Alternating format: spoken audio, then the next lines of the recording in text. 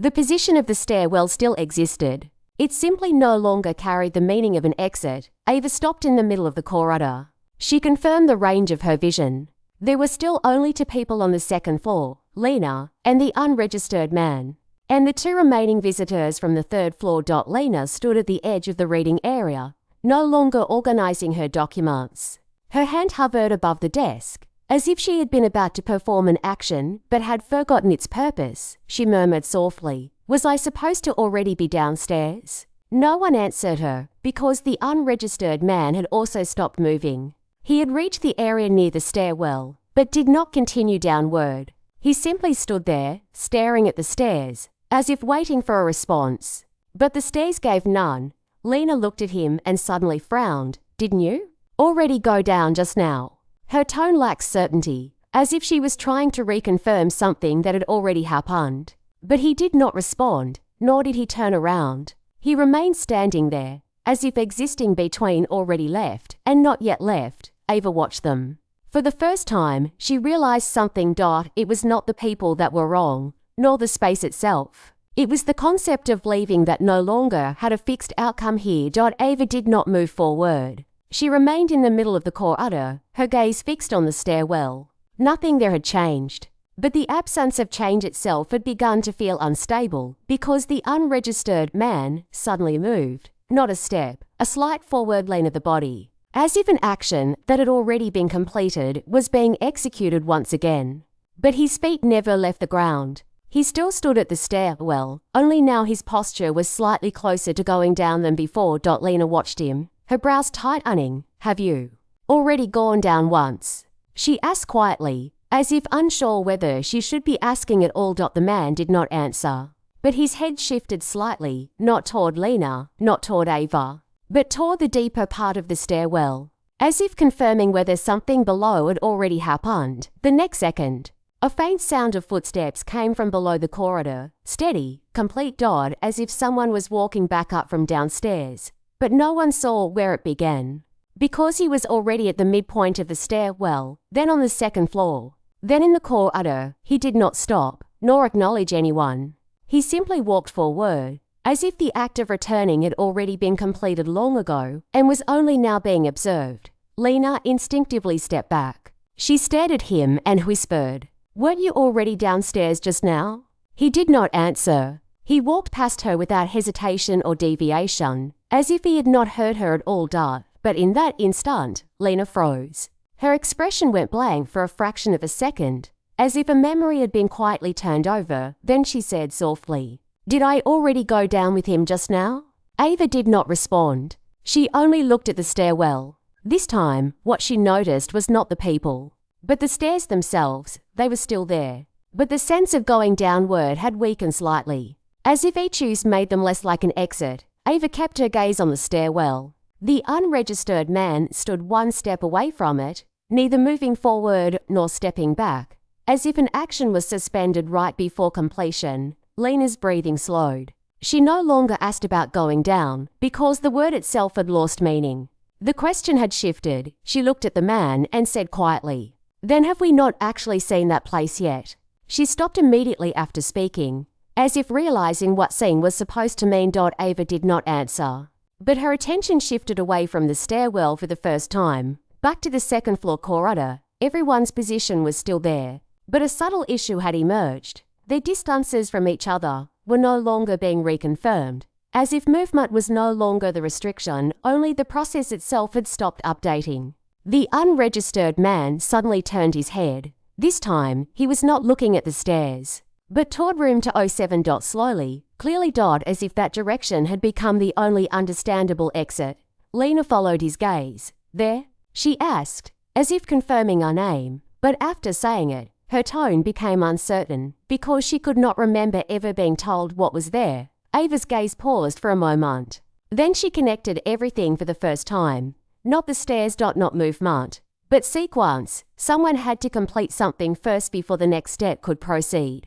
Otherwise, all forms of leaving would stop at the doorway. Ava said quietly, "Go to 207 first." The 2 visitors from the 3rd floor did not move immediately. They had originally been on the other side of the corridor, but now it felt as if they had been pulled back into alignment with the same position. The younger one spoke first, his voice steady. Have we already been to room 207? He paused afterward, as if checking whether the sentence had come from the correct point in time. The older man did not respond immediately. He stood slightly behind, looking toward the end of the corridor. After a few seconds, he said, "Not that we went." A pause, but that we were supposed to have already seen it. Silence settled between them, as if diversions of memory could not align within the same space. When Lena heard room 207, her body moved slightly. She frowned. "Is there something there?" Her voice was slow, as if trying to locate something missing in her memory. But she found nothing, because in her mind, 207 was empty.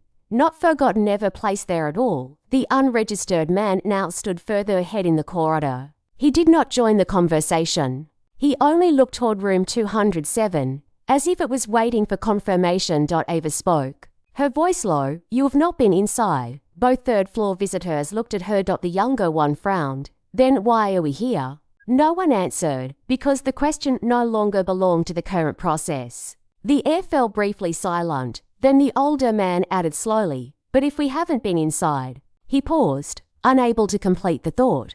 "Why do we know there is something in there?" After that sentence, the corridor lights did not flicker or change. But everyone's attention was pulled in the same direction, room 207. As if that door was never an entrance, but the end of a step. Footsteps in the corridor began to reorganize, not simultaneous movement, but a default sequence being reactivated. Ava walked at the front. Lena followed slightly behind. The two third-floor visitors followed further back. The unregistered man did not turn around, but remained slightly ahead of them, as if naturally belonging closer to 207. No one spoke, but everyone faced the same direction. Room 207 still stood at the end of the corridor. The light seeping through the door crack felt colder than before, not brighter or darker, but shifted in distance as if the door was both closer and farther at the same time. Ava stopped. The others stopped with her. No command was given. Yet the movement ended simultaneously. The younger visitor spoke. "Was the door not fully closed?" He paused, as if unsure whether door still applied to what he was saying, because room 207's door was now slightly open. But what leaked through the gap was not the room, it was stillness. Lena stepped forward, then stopped. "I think I've been here before." She frowned immediately afterward. "But I don't remember what was inside." The unregistered man had already reached the door. He did not push it open. He simply stood there, as if confirming whether an action already completed needed to be repeated. Ava stepped closer. She did not look at the door itself, only at the gap. There was no sound inside, no movement, no trace of something having just happened. But she noticed the faint ticking rhythm again, only now it felt distant, as if it did not originate here, but from something that had already occurred. The younger visitor suddenly spoke. "If we go in?" He paused, waiting for permission to continue. But none came, so he finished the thought himself. "Does that mean we can go downstairs?" Silence followed, because downstairs now sounded like an invalid outcome. Ava finally said, "It is not after entering that you go downstairs." A pause. "It is after entering that you confirm. You have already seen it." The air went still. Then the unregistered man raised his hand and pushed the door open. No sound. Not silence, but the removal of sound itself. Everyone stopped. No one moved forward, but the door was already fully open.